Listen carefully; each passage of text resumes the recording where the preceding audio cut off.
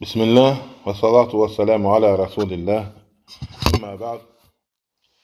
Allah Quran-ı Kerimdə Zümər surəsi 36-cı ayədə buyurur ki: "Əleyhissallahu bikafin abdah və yuxavvifunaka billezina min dunihi və men yudlilillahu fema lehu min had." Allah quluna kifayət etməzmi, yetməzmi? Səni ondan başqaları ilə qorxutmağa çalışırlar. Allah kimi azdırarsa, artıq onun heç bir yol göstəricisi yoxdur, doğru yola yönəltən yoxdur. Və bu ayət-i şərifdə odur ki, Allah Teala quluna kifayət edir. Nə mənada? Yəni Allah Teala onu yaradıb və onu idarə edir və Allahdan qorxmağı sənə tövsiyə edir. Yəni sən Allah Teala'nın haqlarını ver və Allah Subhanahu Taala sənə kifayət edəcək hər bir şeydə, bütün əməllərdə. Həm bu dünyada, həm də axirətdə. Ancaq onlar səni qorxuzmağa çalışırlar Allahdan qeyrisindən. Yəni hansılar ki, Allahdan qeyrisindən ibadət edirlər və Allahdan qeyrisindən kömək istəyirlər, qorxurlar və sən onlarla qorxuzurlar ki, ruzivi səndən alar, sənə belə eləyər. Və əsl mömin insan bilir ki, Allah Teala ona nə yazıbsa o da olur.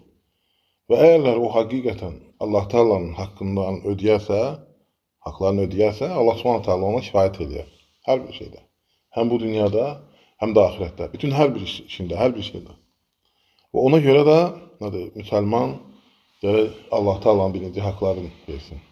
Əlbəttə ki, ən birinci haqq ibadətdir. Allah Teala buyurur ki, mən insanları və cinləri özümə ibadət etmək üçün yaratmışam. Həm də bu ayətdə fikir verin.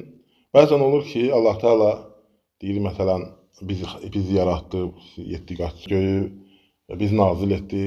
Yəni belə ümumən gəlir ayətlərdə biz deyir. Amma fikir ver, ibadət gələndə deyir ki, yalnız mənə ibadət etmək üçün yaratmışam.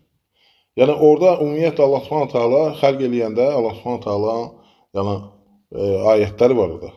Onları deyir. Amma əlbəttə ki, xalq edən Allahdır, hər bir şey Allaha məxsusdur. Yəni biz deyəndə də yəni orada köməyə ehtiyacı yoxdur Allah Taala'nın. Və həmçinin özünə ibadət deyəndə Allah Subhanahu Taala heç vaxt bizə ibadət eləyin demir. Mənə ibadət eləyin deyir. Məndən qorxun. Və Allah Subhanahu Taala'ya yalnız və yalnız Allaha ibadət etmək lazımdır. Allahın haqları odur. Həm birinci onu insan bilməlidir ki, Allah Teala onu onun şəninə təriflər demək üçün, ibadət etmək üçün yaratıbdır.